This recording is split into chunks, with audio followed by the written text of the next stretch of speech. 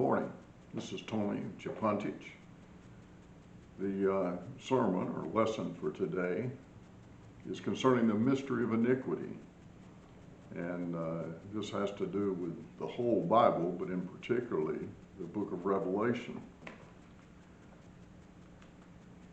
First of all, I want to talk about the Antichrist. That's always the first name that pops up. Interestingly enough, it doesn't mean someone who's imitating the Christ necessarily, but means against, anti. In the Bible, that term is found only in 1 John 2:18 through 23, in 1 John chapter 4, verse 3, and in 2 John verse 7. Now, it never mentions that name in the book of Revelation. And in those verses, it basically says that Antichrist shall come, and there are even forerunner Antichrist, even in John's time. I believe that we've seen that through history, that there are Antichrists who have come, but not the Antichrist. Definition in the Bible is that Antichrists are liars and deny that special relationship that Jesus is the Messiah, the Son of God, who came to earth in the flesh.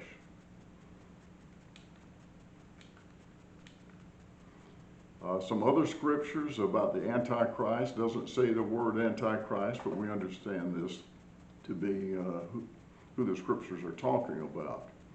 Genesis chapter 3, verse 15.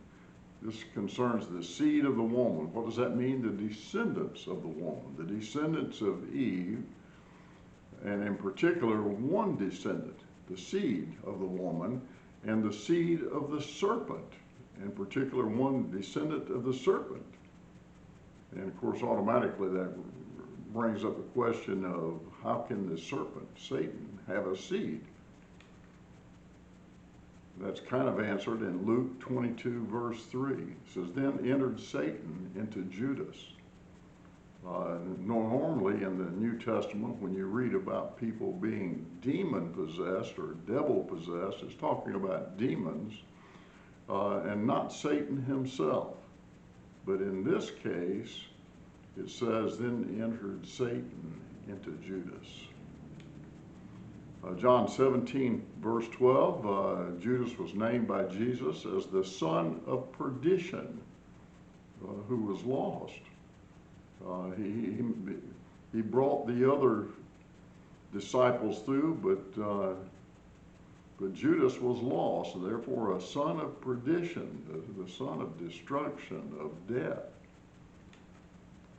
2 Thessalonians 2:3, Paul says, let no man deceive you by any means, except there come a falling away first, and I believe that's a falling away from the church. And that man of sin be revealed, the son of perdition. Paul here was talking to some people who were worried because they'd heard rumors already that Christ had returned. And they were worried about this. They had missed him, you know. And if they had missed the Christ, then they would be seeing the son of perdition, is what Paul is telling them. And there has to come that falling away first from the church. I believe we've come through that to that time now where there is a great falling away of the church. Whether that's the one the Bible speaks about or not, I'm not certain, but I kind of believe that. Old Testament types of the beast. We discussed this in our last lesson, but I need to go over it again because it's going to lead us into something else. 1 Samuel 17, Goliath. And how's he a type of the beast? Well, his sheer measurements come up to that 666. And the same thing with the statue of Nebuchadnezzar, or Nebuchadnezzar's dream that he had translated, and then, or rather, Daniel had explained to him what the dream meant. And so Nebuchadnezzar felt so good about this and so proud that he was the head of the statue that he went out and had it built. And his dimensions amount up again to 666. That's not the end of it. There's another thing they had in common. That's a rock. The rock would be to bring about their downfall. Goliath had a rock hit in the head by David, and he fell down. In Daniel 2:45, in Daniel's interpretation of Nebuchadnezzar's dream, the statue would be brought down by a rock from heaven, not carved with the hands of men. This is a drawing from Clarence Larkin's book. It was written in 1918, the greatest book on dispensational truth in the world. And I believe that may have been at its time and may still be. If you like a book with a lot of illustrations and timelines, this is the book for you. Is everything in there exactly right? Well, I don't know that that's true, but I think that the old Clarence had a lot right. So it's a good book to buy. But I want to explain this drawing a little bit. He explained in Nebuchadnezzar's dream is that the head up here was Nebuchadnezzar. And then that was his kingdom, okay? And then there was going to come another kingdom after him, and as history tells us, that was the Medo-Persian kingdom. And then he said there's going to come another one. That's a great kingdom. And the way he explained that, we understand through history, that very next kingdom was Greece. And then after that, he said there's going to come a kingdom of iron. And we know from history that the next kingdom to come there in the Middle East was the Roman Empire. He also went on to explain that the legs of this meant that there was going to be a division in the empire, and that the feet were also broken up into kingdoms or governments, if you will. Some of them would be weak and some of them would be strong. And it was here where that rock from heaven would come. Mind you, he's talking about a timeline. The top of the head here is the time in which they were speaking, and all the way to the feet is the time we live in now and has been for some time. Now, people try to discredit all of this out of the Bible, out of Daniel. I believe it's the 2nd chapter of Daniel. They try to discredit that and say, well, this wasn't really written until 200 years before Christ. It wasn't written 600 years before, and therefore whoever wrote it knew that the Medo-Persians had already come, and they knew that the Greeks had already come. But you know what? Even if you move it 200 years, how did he know the Romans were going to come? How did he know they would be divided up into a Western Empire and an Eastern Empire? How could he possibly have known that? This division didn't take place until around 400 years after Christ.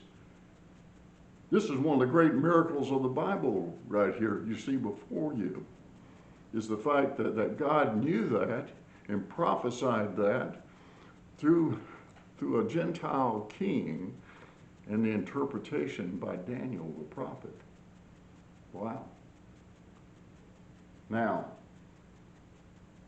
it's going to come down here with the feet is when Jesus is going to come. That's where we are now. Eastern Roman Empire, Western Roman Empire. A lot of folks say, well, the Antichrist was going to come from Rome. That was belief even in Clarence Larkin's day. People believed that the Pope was going to be the Antichrist. Well, I don't believe that. I don't believe there's any evidence of that. You could just as well say over here that the Greek Orthodox, their leader would be the Antichrist. I believe that there's been people all through history who have tried to be the Antichrist. Hitler is a good example.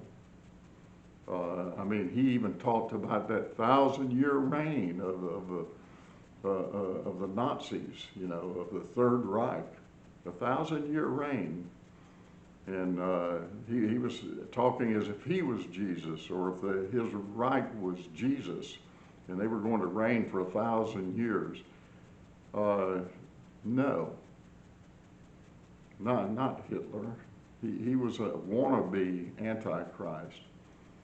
But they're so caught up in that on the Western Empire, that when it began to break up, or after it had broken up, a number of hundred years later, when Germany was set up, their ruler called himself the Kaiser, which simply means Caesar. I don't think they were thinking so much about Jesus as they were earthly empires, but they thought that they were the successors. Over here on the Eastern Empire, the Russian Greek, or not Greek Orthodox, but Russian Orthodox king called himself the Tsar, which also means Caesar. Caesar. So there's been a lot of wannabes along the way. And we've talked about all of this already, so I'm not going to go into it, but the notes are here if you want to look at it later. How about out of the separated governments? I've talked about that. Here's what I haven't talked about. Out of one of the locations from these separated parts of the old Roman empires. Here's the old Roman Empire. Mind you, right here, the Western Roman Empire contains Rome. Over here, the Eastern Roman Empire, their capital was Constantinople, named for the founder, King Constantine, Emperor Constantine. And the whole Roman Empire was all of this. Then it got divided up. These are the two legs right there. I'm going to tell you, if the Antichrist is going to come from any place in the old Roman Empire, it could be from any place. It could be over here, or it could be over here. What does the Bible have to say about it?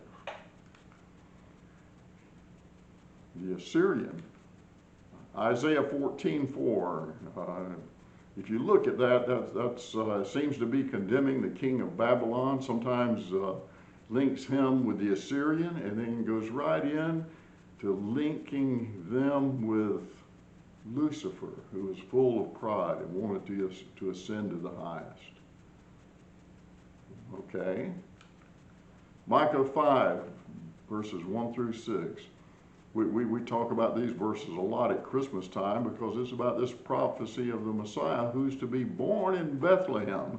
And then we don't read far enough. If you read a few more verses, you see that this one who's born in Bethlehem is going to be the one who has come to defeat the Assyrian. Whoa, whoa. Where is Assyria? Let's back up a second. Assyria is this area right in here, which could include even a little bit of Turkey, Syria, Iraq, that whole area right in there. The Assyrian Empire was a big thing. And so if you want to talk about where the Antichrist is going to come from, Micah, I think, tells us. Oh yeah, I want to make sure that I bring this out. Saddam Hussein, I think, thought that he was going to be something, and so he was trying to reinstall the old Babylonian Empire and was rebuilding Babylon. And I believe in those places where the Revelation talks about Babylon, I think that it's talking about Babylon. Not Rome or not Constantinople or some other place, but right there in the old Babylon. There's an unholy trinity that's in the book of Revelation. Most people aren't even aware of it because they don't read Revelation well enough. But in Revelation 12:9, there's the dragon that's identified as Satan, who wars against Israel, which is the woman and her seed, those who have believed in Jesus and in Jesus himself. Revelations 13:1 through 10 is the first beast. Usually this is the one people call the Antichrist. He's the first beast who was wounded to death but lived and blasphemed against God. He has the power to make war with the saints and overcome them. He will be worshiped by all who have not been saved. Then in Revelations 13:11 through 18, there's a second beast introduced who's called the prophet. And notice this, he looks like a lamb. How is Jesus described in the Bible? He's the Lamb of God, that gentle Jesus. But this is a lamb who speaks like a dragon. He performs miracles to deceive and makes an image of the first beast that's to be worshipped. It is he who will cause all to receive a mark on their forehead or their right hand in order to buy or sell. That's the mark of the beast. He's an impostor. He's a pseudo Christ or a pseudo Jesus. He's not the real thing, but he will come to deceive many. So, do we have anything like this on the scene? Is anybody who claims to be something like this? Well, the truth of the matter is that there's a group of people who have been claiming this for centuries now. The Shia is an Islamic group, and they have some beliefs about the end times before the judgment and the resurrection.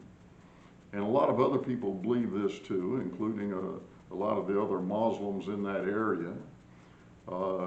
I'm not sure exactly how many Muslims actually believe in this, but I think that it's a lot. And it's just a whole lot more than just the Shia. The Mahdi, here's what they believe. Now this is what they believe. This is what they say, okay? There's the Mahdi, he's the 12th Imam. I don't understand all that because I'm not a Muslim. But he is a descendant of Muhammad, and he shall come on a white horse with supernatural powers. And he will come to destroy the Jews and Christians who do not convert to Islam. His followers will be given black armbands and headbands to wear. His banners with black banners with words on it saying punishment.